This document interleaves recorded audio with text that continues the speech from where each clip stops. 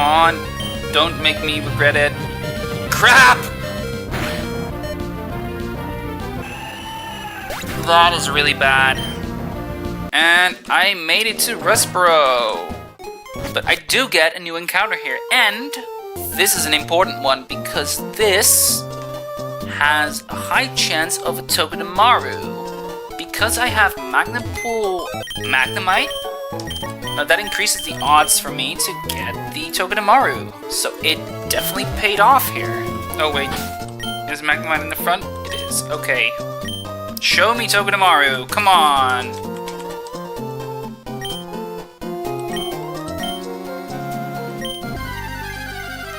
Come on, Togi, damn it! Larian Meowth, okay. Yeah, it was a 25%, so I get it, but... Man... Okay, come on, get in the ball. I said get in, thank you. Alright. I'll just call it Exploding Cats, I guess. To best emulate that name. Exploding Cats. Welcome to the team. And what are you like? Tough Claws, Bashful.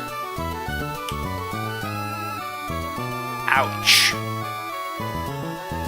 That is bad. It evolves at level 26, so it's not ready for the upcoming gym fight. In other words, it's useless for now. Here, right? Nice, okay.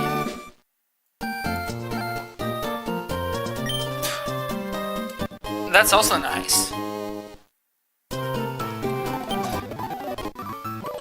Alright, Whitelands get. Okay, what's in the water here? Glowfish is interesting, but everything else just kind of seems meh. Clampo actually is not that bad either, but I'm not sure if I want this. I do know I want Route 116. Do I want to increase odds of something? No, I'm just gonna go. Let's see what I can get. Nidoran Female. That is... not bad, I think? Because I do have the Moonstone to evolve it straight away. And there's a rare encounter too. I'm just gonna call you Hearts. Quirky and... okay. It's decently... nah, it's not. It's okay. But it is a mon that gets access to Mudshot specifically, which is useful, and... yeah, this is an interesting mon. Alright, well, that's gonna be the first gym fight then. Let's get this going. I'll double check that I have the right lead. Yes, but it's unleveled. And that's leveled up. Alright, let's go. Youngster Josh with its Tyrant lead. So what we're gonna do here is we're going to fake out to break the sash. Or sturdy. From there, we are going to switch out into Dixit, who can take the incoming Stomping Tantrum without any issue. Even on a crit, that's not gonna matter in the long run. From there, we double switch into Railroad Inc., who will take on the aerial ace that is potentially seeing a kill, but in any case, by far the highest damage. Yeah, and since Railroad Inc. outspeeds, Ice Fang is a clean KO with the sturdy broken, thanks to the fake out. In comes Archon. Yep. Archon outspeeds and can Rock Slide here.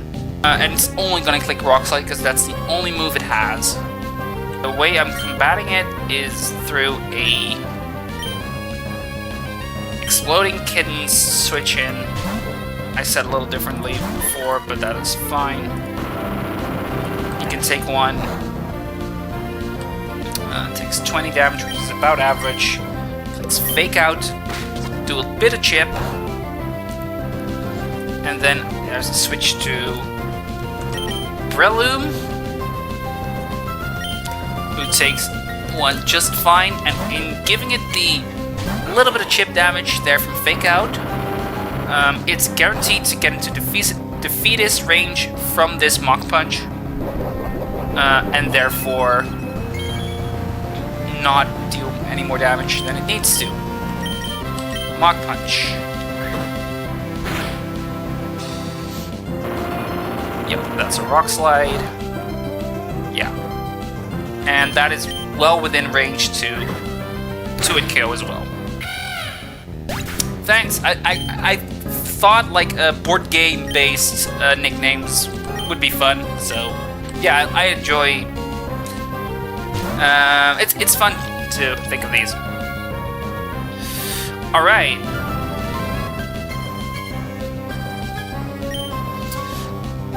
Oh, that? Ooh. How?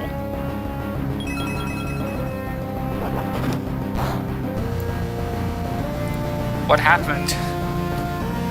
Okay. Another Fake Out for a little bit of chip.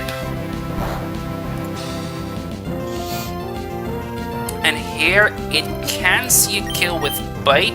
It probably is going to Bite. Oh, of course. It's always the crits when you don't want the crits.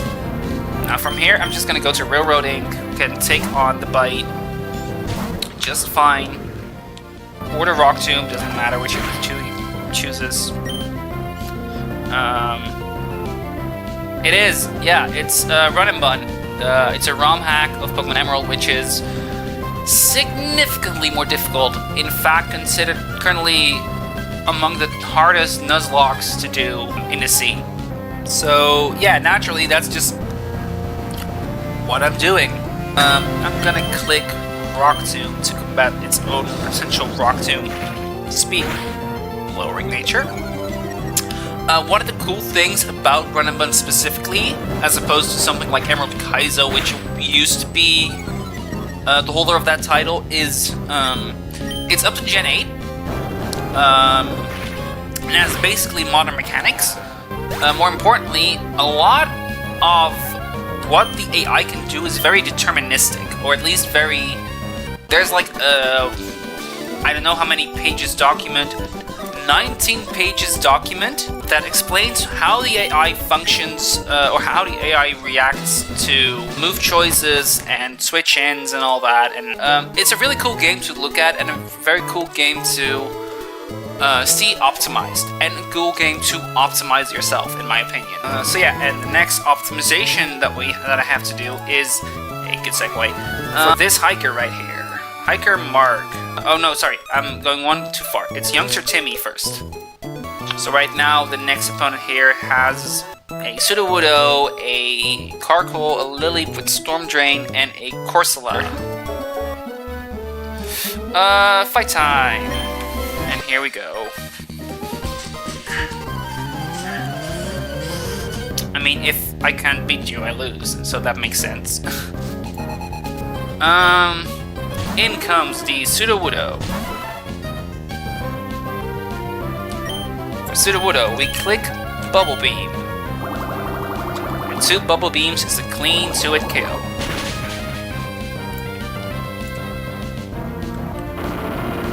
Rock Slide in return will never KO. At worst, it does a 60%, which is fine.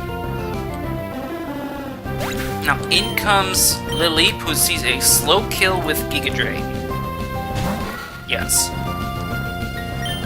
And because it will click Giga Drain, we bring in Dixit, who 2-hit kills it in return with Mach Punch.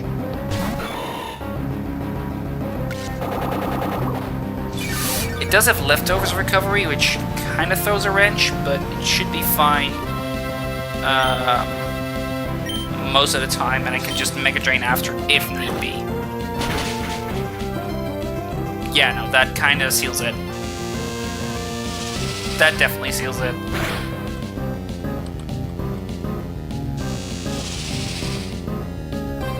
I forgot to give the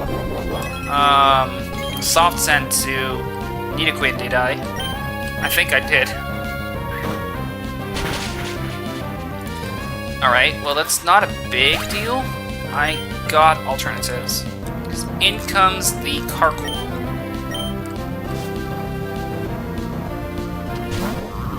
Carkol here should see a kill with Incinerate. Not always, but it's still the highest damaging move, so it's still gonna click it.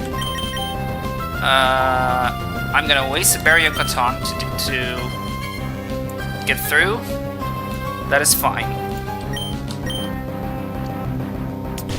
Now, in retaliation to that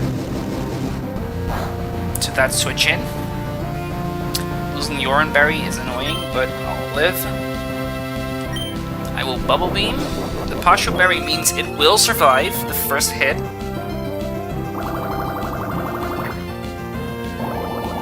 But on a high roll, it doesn't matter what happens from here, which this looks to be decently.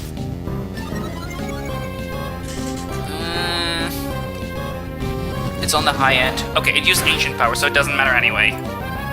Even if it gets the boost, from here, Aqua Jet always kills. Even on +1 defense, after the Pasho Berry is consumed. Yeah. So now, all that's left is the Corsola.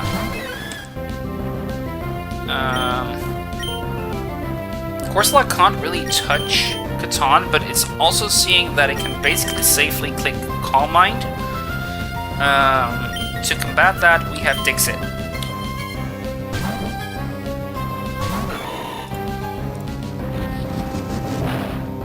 Oh, it's just clicking Ancient Power. Alright, that's fine.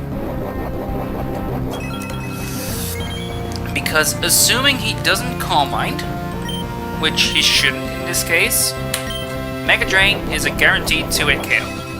Even through the Rindo Berry. Because this one deals, at worst, a third.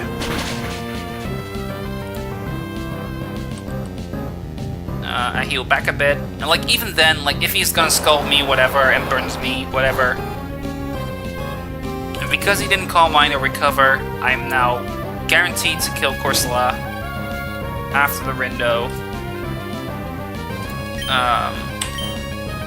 And that's this fight done.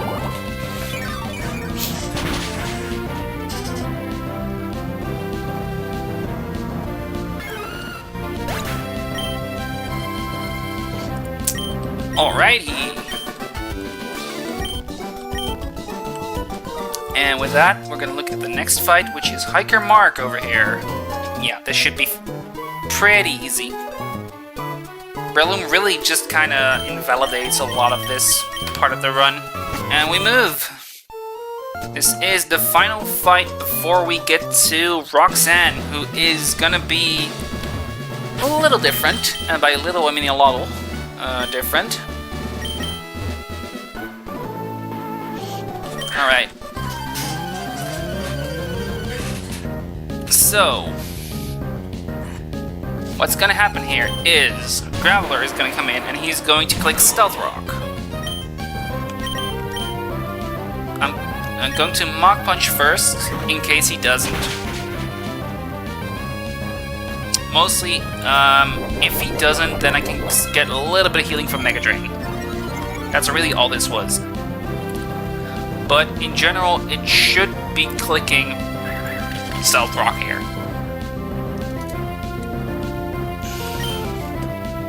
I'll click another Mach Punch, it doesn't really matter.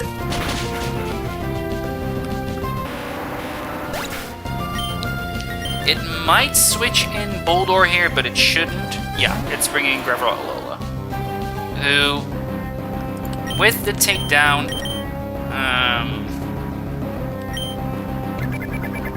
might hurt me a fair bit. If it's a crit, I'm in a little bit of trouble, but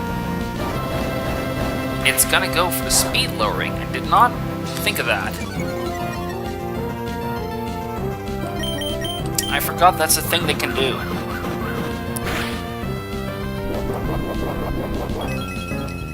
It's not a big deal because I am still basically full healing here. And by basically I mean full healing here.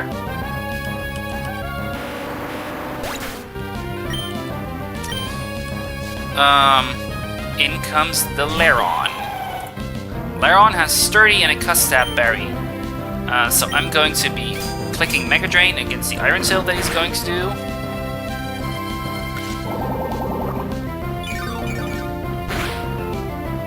And that will always be a kill when you follow it up with Mach Punch.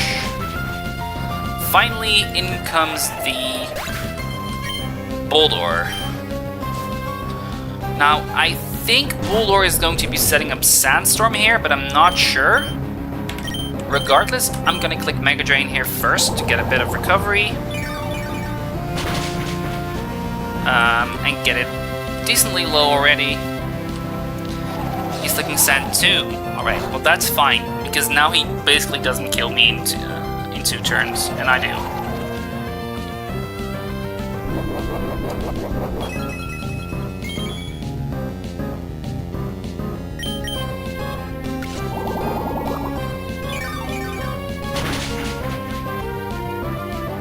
Or I just crit. That's even easier. The power of Breloom. But how will it compare against the power of Roxanne, who is our next opponent? She's right there. Let me go back real quick.